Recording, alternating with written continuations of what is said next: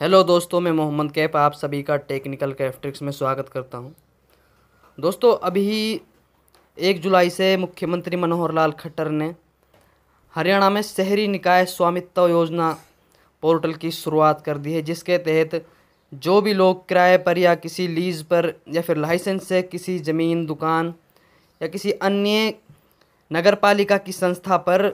20 साल या उससे अधिक समय से रह रहे हैं, उनको उसका मालिकाना हक दिया जाएगा। ये बात मुख्यमंत्री अभी आपको अनाउंस करने वाले हैं, तो उसका वीडियो आगे दिया गया है।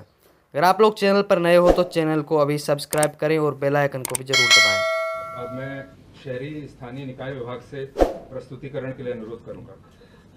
मुख्यमंत्री शहरी निकाय स्वामित्व योजना पोर्टल के शुभारंभ में उपस्थित माननीय मुख्यमंत्री महोदय, सीपीएस सर, प्रशासनिक सचिव महोदयगण, एपीएस सर और सभी मीडिया कर्मी, जैसा कि आपको जानकारी है कि आज शहरी स्थानीय निकाय विभाग द्वारा एक बहुत ही महत्वपूर्ण योजना का शुभारंभ किया गया है। और इसकी जो मुख्य शर्त है वो ये है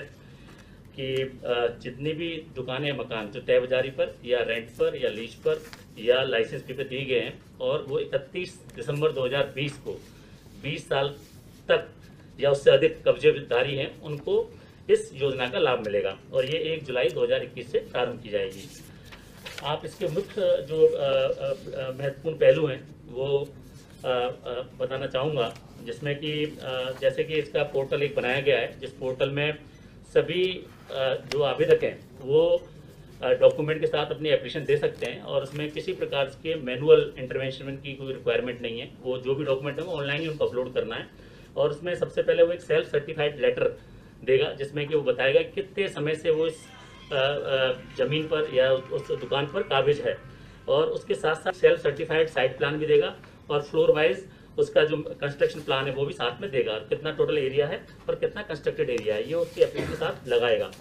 और जो हमारे 8 डॉक्यूमेंट हैं, जिसमें बिजली पानी एक साथ हमने क्लब कर दिए हैं, 8 डॉक्यूमेंट में से कोई भी एक डॉक्यूमेंट वो साथ में इनके साथ देगा, जैसे कि पालिका द्वारा जारी आवंटन पत्र की प्रति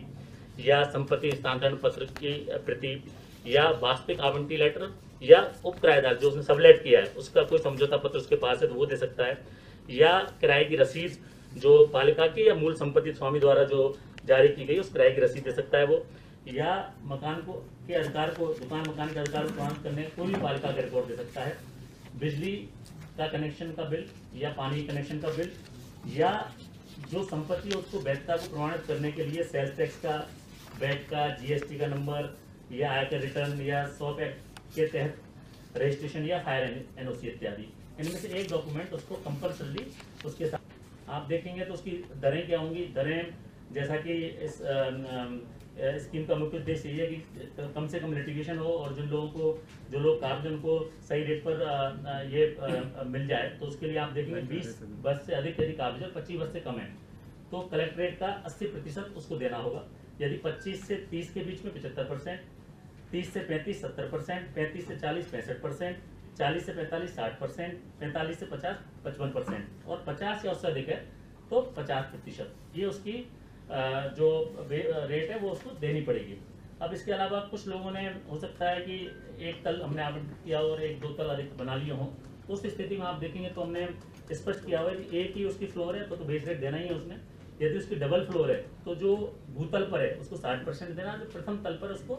40% देना है, और जहाँ 3 मंजिल है वहाँ बेस जो भूमि तल पर है, जो ग्राउंड फ्लोर पर है उसको 50%, प्रथम तल को 30% और द्वितीय तल को 20% उस टोटल राशि का देना होगा। तो 100 मान लो हमारे टोटल राशि है, उसकी बेस रेट बनी तो उसमें से 50, 30 और 20 इस अनुपात में उसको हमारा डिस्ट्रीब्यूशन होगा उन तीनों स्वामी जो कब्जेदारी बैठे हुए हैं। इसके अतिरिक्त यदि मान लो किसी ने पालिका ने कोई आवंटित कर उसके अतिरिक्त उसने कुछ कंस्ट्रक्शन कर लिया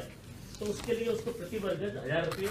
अलग से देने पड़ेंगे, जो कि उसकी बेस रेट से अलग होंगे, उससे अलग होंगे। इसके साथ साथ यदि मान लो जो व्यक्ति बैठा हुआ है वो ओरिजिनल अलॉटी नहीं था, उसने किसी से लिया और अब 30 दिसंबर 2020 को बैठा हुआ है, काबिज है, तो उसके लिए फिर एक 1 टाइम जो उसको हस्तांतरण शुल्क देना पड़ेगा वो 30,000 रुपये का उसको अतिरिक्त देना पड़ेगा। इसके अतिरिक्त आप देखेंगे तो इसमें 1 माह का समय दिया हुआ है और उसमें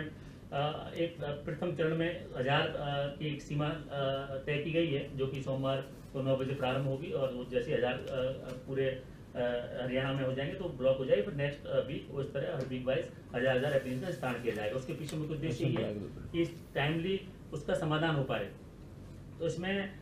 25% का डिमांड नोटिस 15 दिन के अंदर देगा वो, और बाकी शेष राशि 3 महीने के अंदर जमा कराएगा। इसमें एक और प्रावधान किया है कि वो 75% तक का लोन किसी भी बैंक से ले सकता है, मतलब इस प्रॉपर्टी के अगेंस्ट में, तो उसको आसानी होगी। तो जिससे गवर्नमेंट यूएलबी बॉडीज को और जो स्थानीय निकाय हैं उनको एक साथ एक मुश्त राशि मिल जाए, उनको भी दिक्कत ना हो, और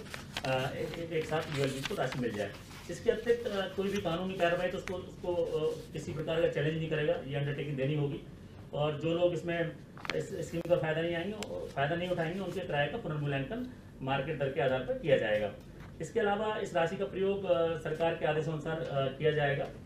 और आप देखेंगे तो ये पूरी प्रक्रिया है उसका, आप देखेंगे लिंक है ulbsource.ulbharyana.gov.in। तो हमारी जो डिपार्टमेंट की वेबसाइट है ulbharyana.gov.in, उसी पर एक लिंक है जो कि उस लिंक के माध्यम से ये एक पोर्टल डिफरेंट हमारा खुलेगा, और इसमें पूरा सिस्टम ऑनलाइन है। और इसमें एक बहुत अच्छी बात यह है कि उसका एक डैशबोर्ड, खुद एप्लीकेंट का डैशबोर्ड होगा, जिसमें कि वो सारी गतिविधि देख सकता है, कितने उसने एप्लीकेशन अप्लाई की, कितना ने उसके एप्लीकेशन के अगेंस्ट ऑब्जेक्शन दी, आपत्ति दी, कितना उसका डिमांड नोटिस है, क्या उसको कोई नोटिस सक्षम अधिकारी मान लो कमिश्नर ने या ईओ ने या सेक्रेटरी ने उसको दिया है, उसका भी एक सिंगल पॉइंट पर वो सारा कुछ देख सकता है। और इसके साथ साथ जो इसकी मेन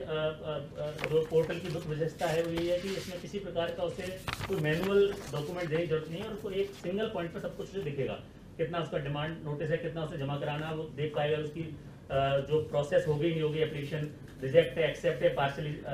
एक्सेप्ट है, तो वो जो अपलोड होगा ऑर्डर सक्षम अधिकारी का वो भी उसको देख पाएगा। तो आप देखेंगे तो कुल हमारे लगभग अभी जो हमारे डेटा हमारे यूएलबी के माध्यम से डाला है उसमें लगभग 16,000 से अधिक मकान दुकान इस योजना के अंतर्गत फॉल कर रही हैं। अब हो सकता है फाइनली कितने एलिजिबिलिटी के हिसाब से उनको इनको स्वामित्व का अधिकार दिया जाएगा। ये हमारा पोर्टल है सर, जिसके माध्यम से लॉगिन किया जाएगा। धन्यवाद।